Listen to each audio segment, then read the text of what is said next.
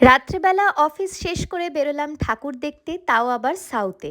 চলো তাহলে শুরু করা যাক। প্রথমেই গেলাম মুদিয়ালি ক্লাবের ঠাকুর দেখতে। সাউথ কলকাতার যে কোনো পুজো নিয়েই কোনো কথা হবে না, সবই ভালো লাগে আমার। এবারে মুদিয়ালির থিম হলো আত্মশুদ্ধি, আর পরিকাঠামোটা তৈরি করেছে পোড়ামাটি দিয়ে। ভীষণই একটা ইউনিক প্যান্ডেল, দারুণ করেছে আর প্রচণ্ড ভিড়। তারপরে গেলাম ছেষট্টি পল্লী দেখতে।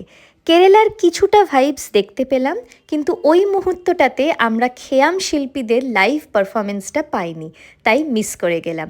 ছেষট্টি পল্লী দেখে বেরিয়ে দেখছি মারাত্মক বৃষ্টি। কী আর করব, আধ ঘন্টার ওপর দাঁড়িয়ে ছাতা মাথায় নিয়ে হাঁটতে শুরু করলাম।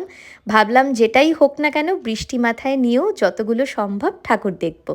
এবার চলে এলাম আরেকটা দারুণ প্যান্ডেল, বালিগঞ্জ সমাজসেবী দেখতে। এবারের থিম পথের পাঁচালী। ভীষণ সুন্দর করেছে, আর চারিদিকের কারুকার্যটা দেখে চোখ ধাঁধিয়ে যাচ্ছে, এত সুন্দর। আর দেখতেই পাচ্ছ বৃষ্টি সঙ্গে নিয়েও লোকজন কিন্তু ঠাকুর দেখেই যাচ্ছে, ওটাতে নো কম্প্রোমাইজ। এরপর দেখলাম সাউথ কলকাতার সবচেয়ে অন্যতম আদি পুজো বালিগঞ্জ কালচারাল। থিম হলো প্রথা, যেটা দেখেই বোঝা যাচ্ছে সাবেক আচার অনুষ্ঠান, বনেদি আবহ এবং আধুনিক শিল্পকলার সম্মিশ্রণ। আমার তো কনসেপ্টটা এত সুন্দর লেগেছে, আর লাইটিংটাও অপূর্ব। বাড়ি ফেরার আগে প্রায় ভোর হতে যায়, তখনই দেখলাম বাড়ির কাছের দক্ষিণ পাড়ার ঠাকুর।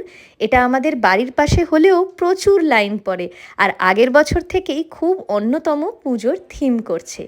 এই হচ্ছে ভিতরের কারুকার্য, এক কথায় অসাধারণ।